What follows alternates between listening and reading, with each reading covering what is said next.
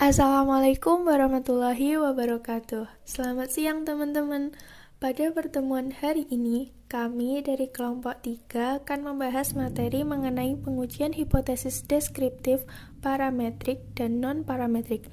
Sebelumnya anggota kelompok kami yaitu Leni Laili Nikmah NIM 070, Dias Mahesti NIM 073, Fitri Nurmilasari NIM 078, Ikhvania Umi Latifah NIM 087, Taufik Badaruszaman NIM 098. Simak video dari kami ya. Pada materi pertama yaitu statistik parametrik. Pengertian dari statistik parametrik adalah suatu teknik statistik yang dapat digunakan untuk menguji hipotesis dengan melibatkan parameter populasi. Statistik parametrik memiliki keterbatasan menggunakan jenis data, yaitu minimal menggunakan data interval dan rasio. Statistik parametrik dapat menggunakan apabila kita mengetahui distribusi dari populasi yang kita amati berdistribusi normal. Statistik parametrik yang paling dianjurkan karena memiliki banyak kelebihan dari segi hasil namun sulit untuk dilakukan. Syarat menggunakan statistik parametrik apabila kita dapat mengetahui sebaran populasi yang kita amati telah memenuhi distribusi normal.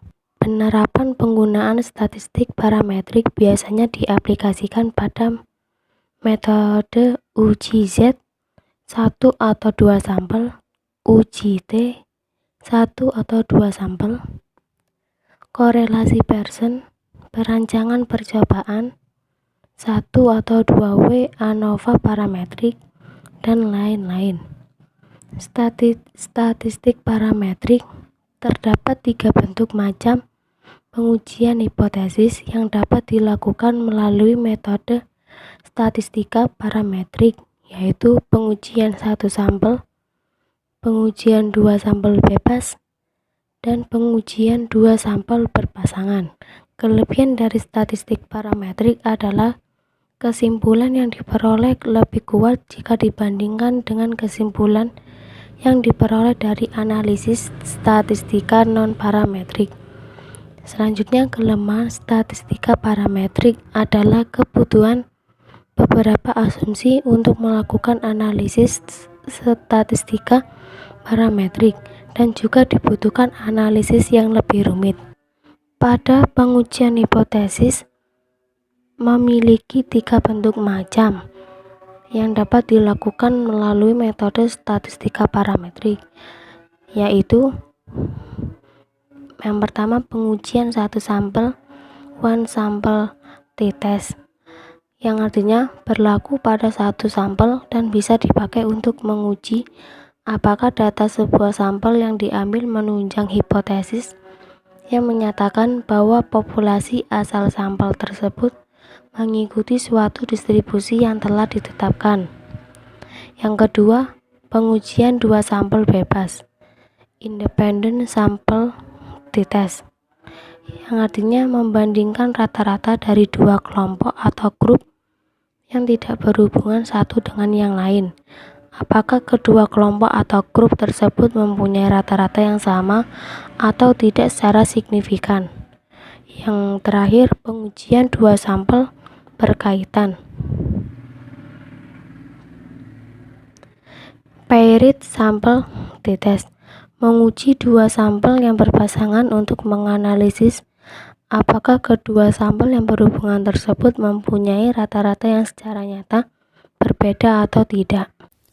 Yang selanjutnya yaitu statistik non-parametrik adalah bagian dari statistika inferensial yang parameter dari populasinya tidak mengikuti suatu distribusi tertentu atau memiliki distribusi yang bebas dari persyaratan dan variasinya tidak perlu homogen. Pengujian hipotesis yang dilakukan harus memenuhi beberapa asumsi seperti observasinya bersifat tidak independen, distribusi datanya tidak normal, populasinya mempunyai nilai varians yang tidak sama, jumlah sampel yang diambil kecil, datanya kualitatif, serta memiliki skala pengukuran berupa nominal dan ordinal.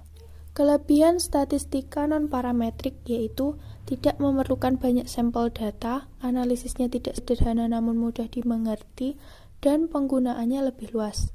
Sedangkan kelemahan statistika non-parametrik yaitu hasil kesimpulan analisisnya lebih lemah dibandingkan simpulan yang diperoleh dari analisis statistika parametrik. Tidak adanya sistematika yang jelas, hasilnya bisa meragukan karena kesederhanaan metodenya, serta tabel-tabel yang dipakai lebih bervariasi dibanding tabel-tabel standar pada analisis statistika parametrik. Berbeda dengan statistika parametrik, dalam metode statistika ini terdapat lebih banyak beragam bentuk teknik analisis yang dapat digunakan.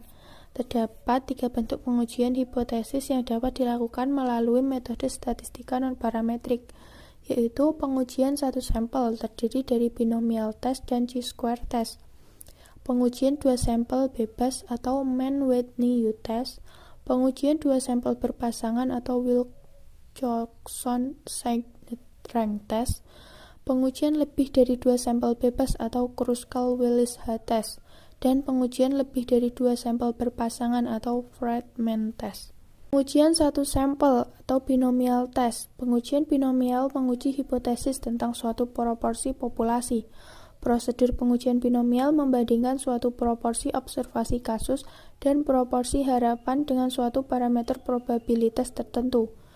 Pengujian binomial dilakukan untuk menguji sebuah sampel apakah ciri tertentu dari sampel tersebut bisa dianggap sama dengan ciri populasinya. Selanjutnya, pengujian satu sampel chi-square test. Chi-square test digunakan untuk menguji perbedaan yang signifikan antara distribusi data dan observasi dengan distribusi yang diharapkan untuk beberapa kategori. Pengujian satu sampel yang dilakukan melalui chi-square test dapat dipakai untuk menguji apakah data sebuah sampel yang diambil menunjang hipotesis yang menyatakan bahwa populasi asal sampel tersebut mengikuti suatu distribusi yang telah ditetapkan. Pengujian ini dinamakan uji keselarasan atau goodness of fit test, bertujuan untuk menguji apakah sampel selaras dengan salah satu distribusi teoritis seperti distribusi normal, uniform, binomial, dan lainnya.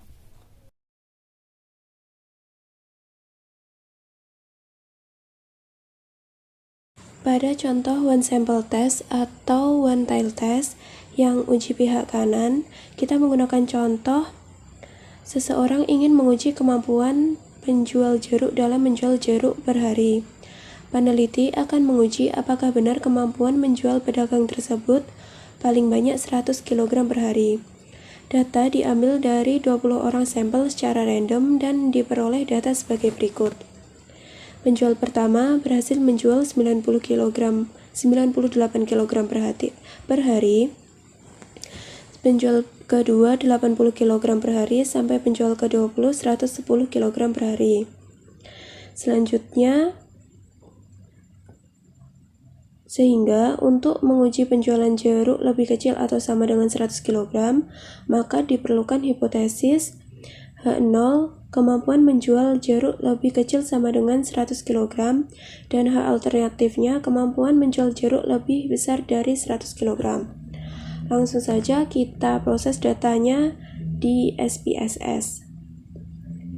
Di sini saya menggunakan SPSS versi 16. Pertama, masukkan variabelnya, misalnya variabelnya X ya, dan desimalnya kita nolkan. Lalu labelnya atau keterangan dari variabel kita isi dengan kemampuan jual. Sudah, kita menggunakan measure berupa scale. Selanjutnya kita isi datanya. Datanya sudah kita catat di Microsoft Excel. Kita copy saja.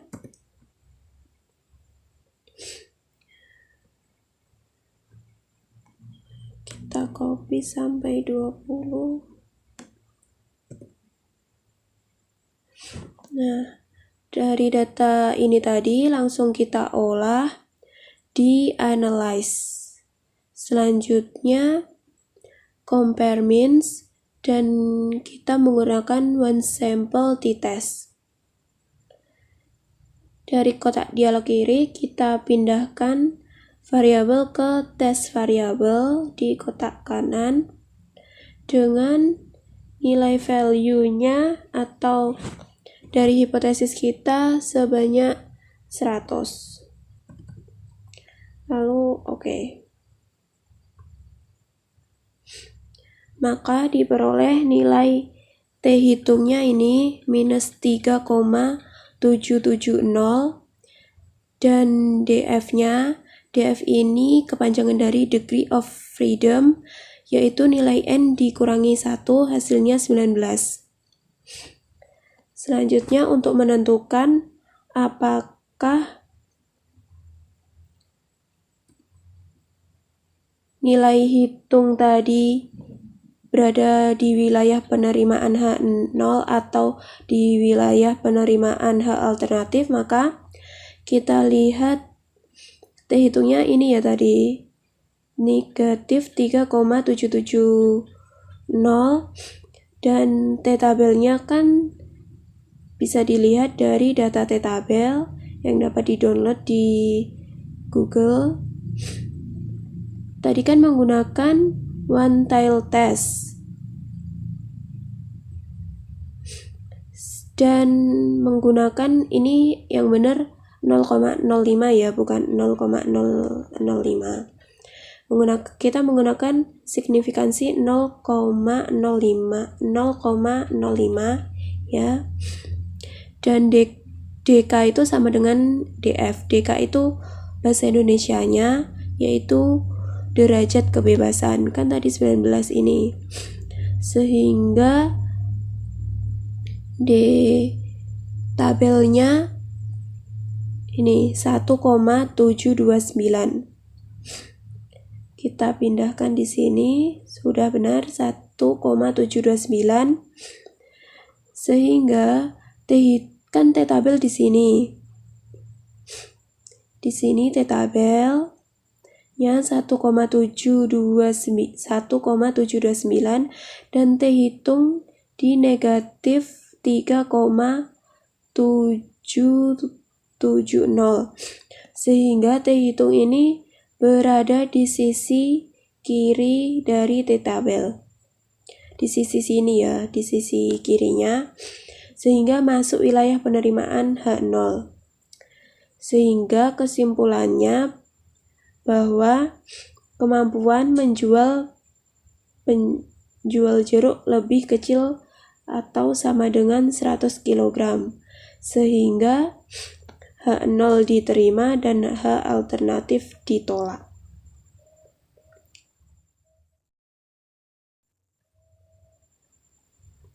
Selesai. Selanjutnya, yang contoh uji pihak kiri. Seseorang ingin menguji daya tahan lampu merek A dengan mengambil sampel sebesar 25 buah lampu. Peneliti akan menguji apakah benar daya tahan lampu A paling sedikit 400 jam. Sehingga data uji coba daya tahan lampu diperoleh sebagai berikut.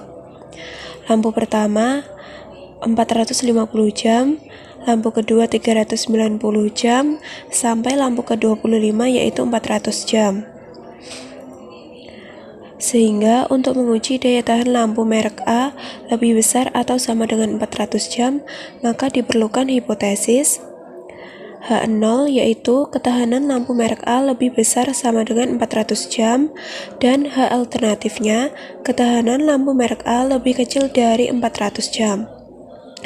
Langsung saja kita praktekkan dari data tersebut ke SPSS versi 16.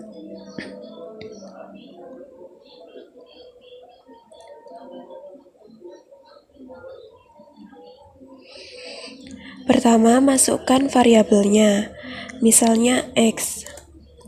Lalu, desimalnya kita ganti 0. Dan labelnya yaitu daya tahan lampu A. kita menggunakan measure scale. Lalu input datanya di data view.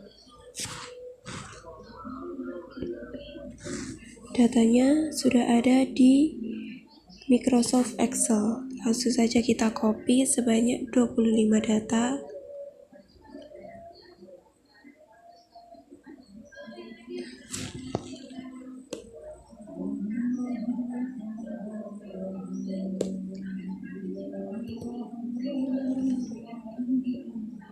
Selanjutnya kita analisis dengan masuk pada Analyze, Compare Mean, dan pilih One Sample T-Test.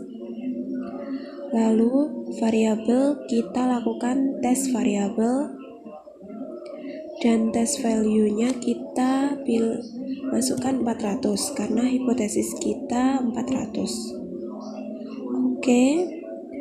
Lalu diperoleh bahwa dihitung sebesar minus 2,491 dan DF sebesar 24. Ingat, tadi DF itu sama dengan DK, diperoleh dari N dikurangi 1. Langsung saja kita lihat di sini bahwa T hitungnya tadi kan benar, minus 2,491 dan DF-nya 24.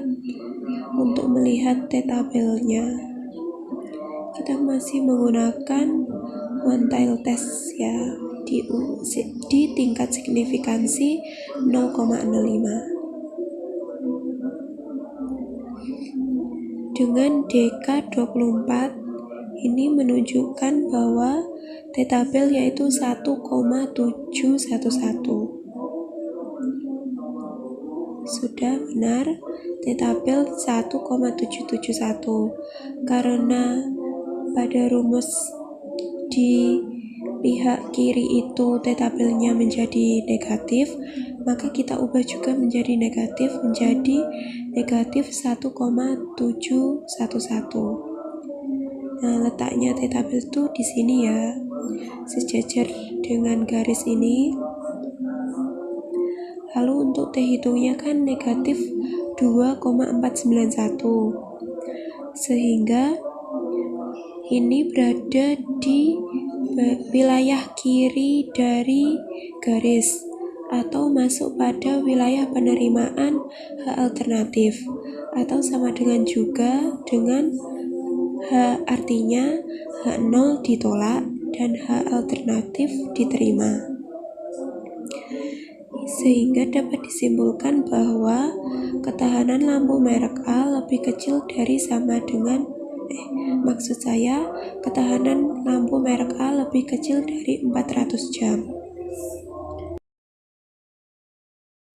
Selanjutnya contoh yang two sample test atau two tile test dengan menggunakan uji dua pihak. Contohnya, seseorang ingin menguji daya tahan berdiri pramuniaga selama 4 jam per hari dengan data 31 orang yang diambil secara random.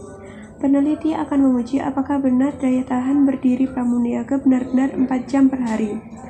Data uji coba daya tahan berdiri pramuniaga ini diperoleh sebagai berikut. Yang pertama 3 jam, kedua 2 jam, sampai yang ke-31 itu 3 jam. Lalu, sehingga untuk menguji daya tahan berdiri pramuniaga apakah sama dengan 4 jam, maka menggunakan hipotesis H0, daya tahan berdiri pramuniaga sama dengan 4 jam, dan H alternatif, daya tahan berdiri pramuniaga tidak sama dengan 4 jam. Langsung saja kita uji menggunakan SPSS versi 16.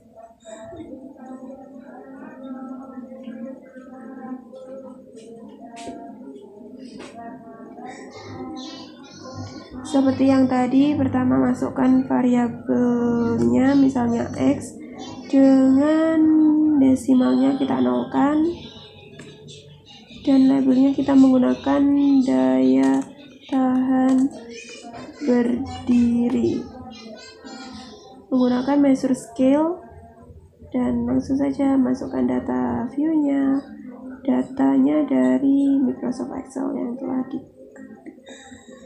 Ini ada 31 data. Langsung saja kita copy.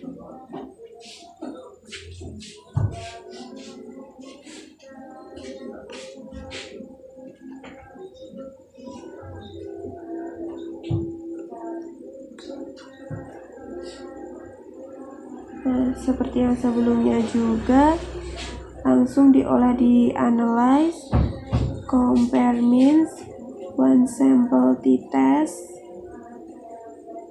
Kita pindahkan variabelnya ke test variable, lalu test value-nya 4 karena hipotesisnya 4, lalu di OK.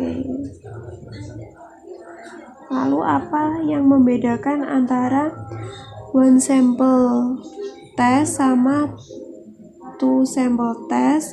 Dengan itu perbedaannya pada soalnya, yang apabila yang uji pihak kanan tadi kata kuncinya yaitu lebih kecil atau sama dengan, dan pada uji pihak kiri kata kuncinya itu lebih besar atau sama dengan, dan pada uji dua pihak ini kata kuncinya sama dengan. Bisa kembali dilihat di soalnya. Ini pada uji dua pihak dapat diperoleh T hitungnya ini 1,976, T hitungnya 1,976, dan T tabelnya diperolehkan DF-nya 30 dari nilai N dikurangi 1, sehingga letaknya itu di sini. Kan kita menggunakan two-tailed test, sehingga yang ini yang kita datanya yang menjadi acuan yang ini two-tailed test ini yang 0, tingkat signifikansi 0,05 di sini. Data berjumlah 30 itu jadinya di sini 2,042,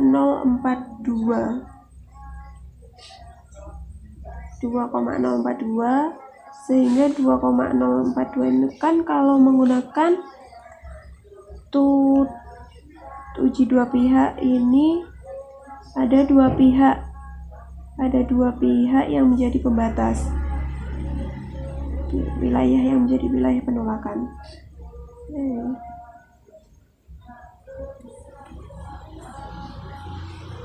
Yang ini di sini T tabel ini positif, dan T tabel yang kedua ini dibuat negatif.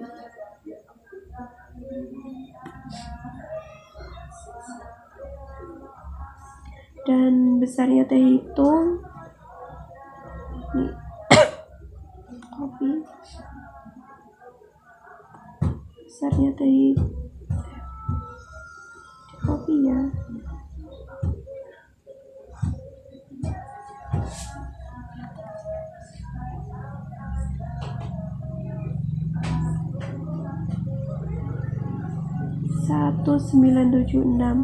Sehingga angka 1976 ini berada di antara T tabel kiri dan T tabel kanan, atau berada pada wilayah penerimaan H0. Sehingga kesimpulannya H0 diterima dan H alternatif ditolak, atau dapat disimpulkan bahwa daya tahan berdiri Pramuniaga sama dengan 4 jam per hari. Di sini kita akan melakukan pengujian hipotesis deskriptif, statistik non-parametrik, tes binomial, dan tes Ch-square. Yang pertama adalah tes binomial atau binomial test. Di sini terdapat contoh kasusnya, yaitu di mana seorang guru ingin mengetahui kecenderungan siswa SMA tahun 2019 dalam memilih jurusan IPA dan IPS dari 40 sampel yang diambil secara random. Berdasarkan hasil polling menunjukkan bahwa sebanyak 22 siswa memilih IPS dan sebanyak 18 siswa memilih IPA. Simpulan apa yang dapat dikemukakan oleh guru tersebut? Di sini maka dapat diajukan hipotesis seperti ini. Rumusan hipotesis H0, P1 sama dengan P2 sama dengan 0,5, H alternatif P1 tidak sama dengan P2 tidak sama dengan 0,5. P di sini adalah probability. H0 kemungkinan siswa memilih IPA dan IPS itu sama. H alternatif sebaliknya, kemungkinan siswa memilih IPA dan IPS itu tidak sama.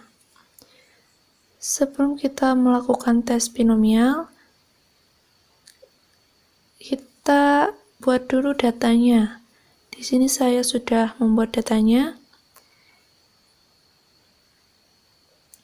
Di sini terdapat 40 siswa, 22 siswa memilih IPS, dan sisanya 18 siswa memilih IPA.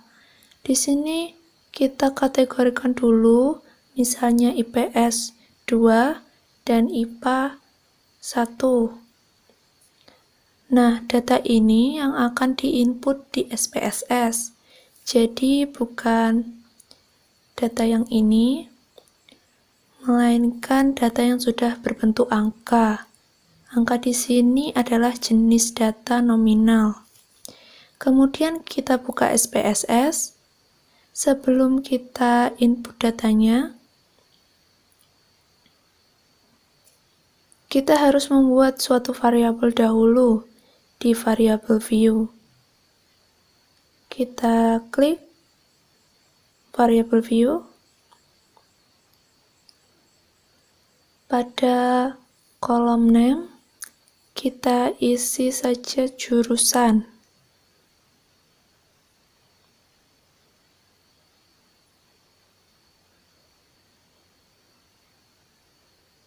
Kemudian labelnya pemilihan jurusan.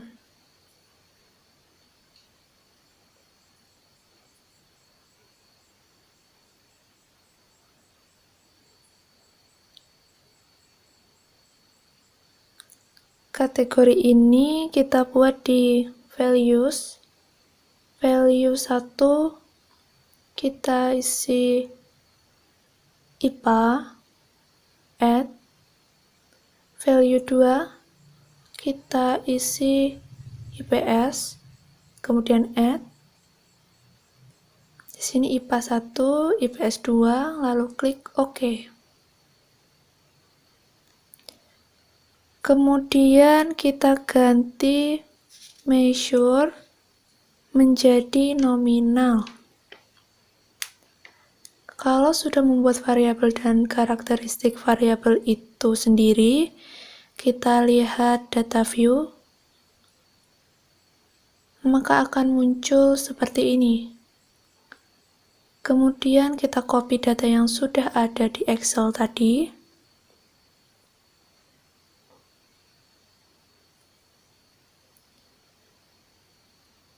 Control copy.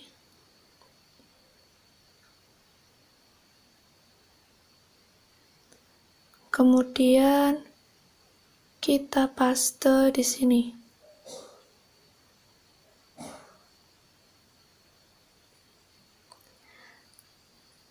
Setelah data ini masuk, kemudian kita melakukan tes binomial. Caranya adalah masuk ke Analyze,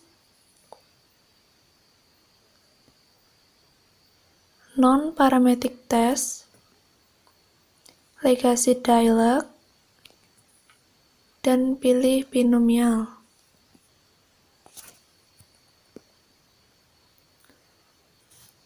Kemudian akan muncul kotak dialog seperti ini. Variabel pemilihan jurusan ini kita masukkan ke tes variabel list. Kemudian kita klik OK. Lalu akan muncul output hasil pengolahan data seperti ini. Pemilihan jurusan, grup 1, grup 2, IPS 22, dan IPA 18. Kita akan melakukan interpretasi dari data ini. Kita copy tabelnya, lalu kita paste di sini.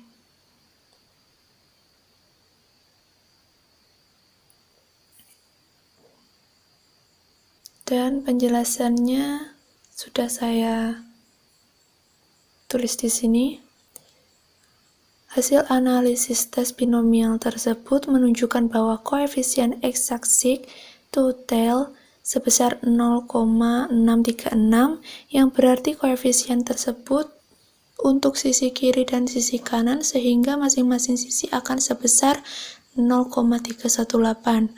Apabila sampel penelitian kecil kurang dari sama dengan 25, maka koefisien binomial dapat ditemukan pada binomial table dengan cara menentukan antara n besar dengan n kecil terkecil karena sampel penelitian yang ditetapkan oleh guru peneliti sebesar 40.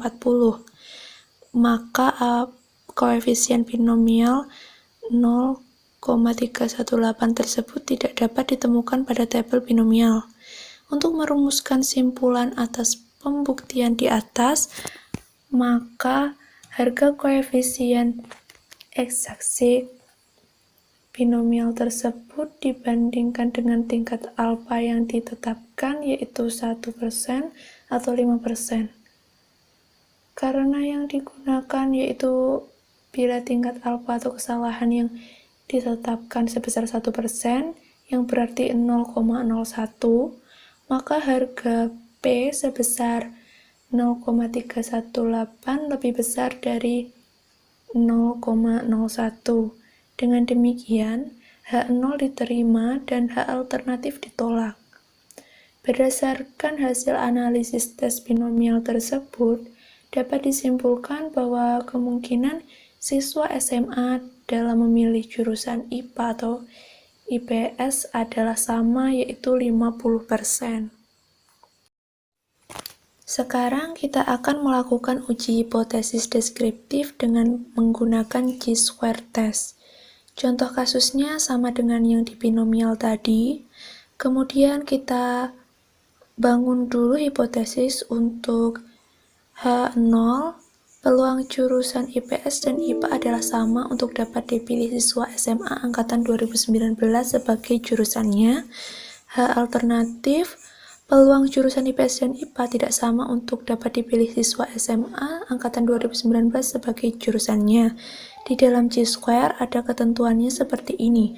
Apabila chi kuadrat hitung lebih kecil dari chi kuadrat tabel, maka H0 diterima. Dan apabila chi kuadrat hitung lebih besar dari chi kuadrat tabel, maka H0 ditolak. Karena contoh kasusnya sama dengan binomial tadi, maka langsung saja kita masuk ke SPSS, ke data view, kemudian langsung saja kita lakukan pengolahan data. Caranya masuk analyze, kemudian non-parametric test, legacy dialog, dan pilih chi-square. Maka akan muncul dialog seperti ini.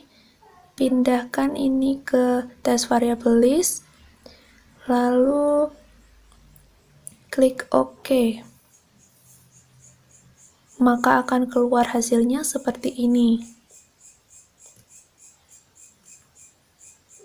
Tadi dikatakan bahwa apabila chi kuadrat hitung lebih kecil dari chi kuadrat tabel, maka H0 diterima, dan apabila chi kuadrat hitung lebih besar dari chi kuadrat tabel, maka H0 ditolak. Yang dikatakan chi hitung adalah ini 0,400. Kemudian kita akan tentukan nilai dari chi tabel. Dari mana nilai itu? Ada tabel di mana kita harus mempunyainya, dan banyak sekali, bisa download sendiri. Ini saya sudah punya, ini namanya chi-square distribution. Cara membaca tabel ini, terlebih dahulu kita lihat degrees of freedom. atau DF-nya. Ini dapat diketahui pada output tadi. Di sini degrees of freedom-nya 1. Kemudian kita akan lihat degrees of freedom 1. Kemudian kita tentukan dulu probability-nya. Biasanya 5% atau 0,05. Karena degrees of freedom-nya 1 dan probability-nya 0,05, maka akan didapat nilai 3,84. Ini adalah nilai C-tabel. Kita bandingkan dengan 0,4. Di sini dapat dilihat C kuadrat hitung lebih kecil dari C kuadrat tabel. 0,400 lebih kecil dari 3,84. Sesuai dengan ketentuan yang ada, maka dapat disimpulkan bahwa peluang jurusan IPS dan IPA untuk dipilih siswa SMA adalah sama diterima. H 0 diterima dan H alternatif ditolak. Sekian presentasi dari kelompok kami, dari kelompok 3. Terima kasih atas partisipasi teman-teman yang sudah menyimak video dari kami. Wassalamualaikum warahmatullahi wabarakatuh. Selamat siang.